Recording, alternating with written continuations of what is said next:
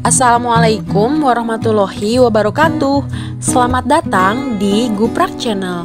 Masih di sini bersama Ibu Lutfi Aywahyuni yang akan setia menemani kalian belajar prakarya. Jangan lupa di like, share, komen, dan subscribe ya.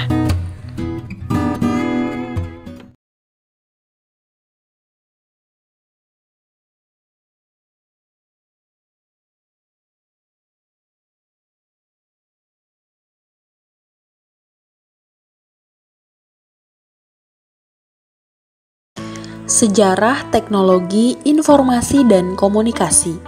Perkembangan peradaban manusia diiringi dengan perkembangan cara penyampaian informasi yang selanjutnya dikenal dengan istilah teknologi informasi.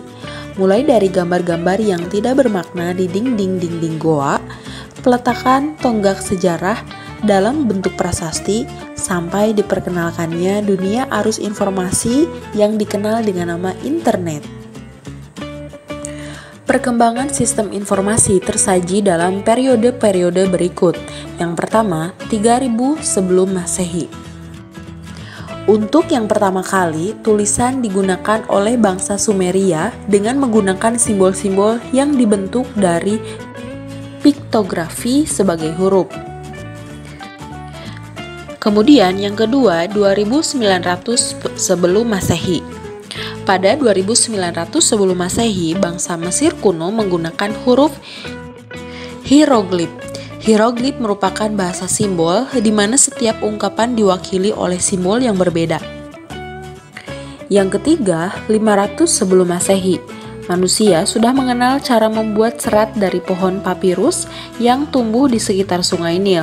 Serat papirus dapat digunakan sebagai kertas. Kertas dari serat pohon papirus ini menjadi media untuk menulis atau media untuk menyampaikan informasi yang lebih kuat dan fleksibel. Yang keempat, 105 Masehi. Pada masa ini, bangsa Cina berhasil menemukan kertas. Kertas yang ditemukan adalah kertas yang kita kenal sekarang. Selanjutnya, media penghantar komunikasi. Semenjak ditemukannya alat komunikasi terus mengalami perkembangan.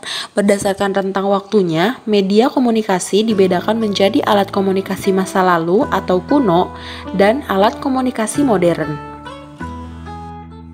Berikut adalah beberapa alat komunikasi tradisional pada masa kuno. Yang pertama, kentongan. Kentongan berfungsi untuk memberi informasi kepada masyarakat bahwa telah atau akan terjadi sesuatu. Tanda atau kode yang digunakan berbeda-beda. Kentongan besar biasa disebut bedug. Di Indonesia, sebuah bedug biasa dibunyikan untuk pemberitahuan mengenai waktu sholat atau sembahyang. Kemudian, daun lontar. Daun lontar digunakan untuk media menulis surat. Selanjutnya, lonceng. Lonceng atau genta adalah suatu peralatan sederhana yang digunakan untuk menciptakan bunyi. Lonceng juga banyak digunakan dalam peribadatan beberapa agama di dunia sebagai penanda waktu ibadah atau beberapa ritual. Selanjutnya, burung merpati. Merpati pos adalah burung merpati yang dilatih untuk mengantarkan surat atau pesan.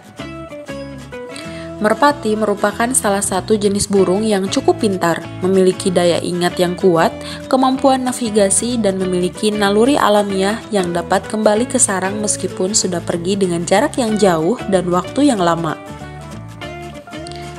Selanjutnya, prasasti. Prasasti adalah piagam atau dokumen yang ditulis pada bahan yang keras dan tahan lama. Kemudian, trompet dari tanduk hewan. Dahulu, bunyi trompet digunakan sebagai alat komunikasi untuk menandai dimulai atau berakhirnya kegiatan-kegiatan tertentu. Trompet juga digunakan saat perang untuk menandai perintah dan pergerakan pasukan. Kemudian, trompet keong. Trompet keong sejak dahulu telah dijadikan sebagai penanda perkumpulan atau terjadinya sesuatu peristiwa agar dapat berkumpul. Kemudian, asap. Secara umum, sinyal asap digunakan untuk mengirimkan berita, sinyal bahaya, sebagai tanda darurat atau mengumpulkan banyak orang ke suatu tempat. Selanjutnya, serat papirus. Serat papirus digunakan pada masa 500 sebelum Masehi di daerah Sungai Nil sebagai media penyampaian informasi. Yang terakhir, piktografi. Piktografi digunakan pada masa 3000 sebelum Masehi di Sumeria. Piktografi berupa simbol-simbol yang apabila disusun bisa menjadi kata atau kalimat bahasa yang memiliki makna tertentu. Selanjutnya adalah media komunikasi modern. Beberapa contoh media komunikasi modern adalah sebagai berikut. Yang pertama, surat kabar atau koran. Surat kabar adalah media cetak yang berisi berbagai informasi seperti sosial, budaya, hukum, politik, hiburan, dan teknologi. Seiring dengan perkembangan zaman, surat kabar bukan hanya dalam bentuk media cetak, juga dalam bentuk surat kabar elektronik atau surat kabar digital. Yang kedua, radio. Radio berfungsi sebagai alat komunikasi yang hanya terdengar suara saja. Siaran radio menyajikan informasi berita, musik, dan diskusi yang hanya bisa didengar saja. Kemudian televisi. Televisi adalah sebuah alat penangkap siaran bersuara dan bergambar.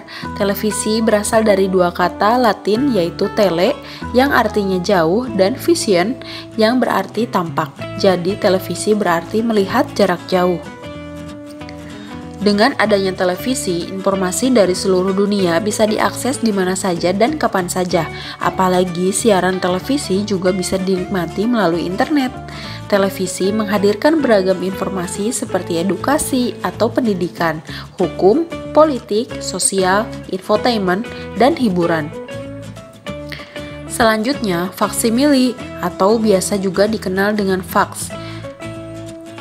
Mesin faks adalah peralatan komunikasi yang digunakan untuk mengirim dokumen dengan menggunakan suatu perangkat yang mampu beroperasi melalui jaringan telepon dengan hasil yang sangat serupa dengan aslinya.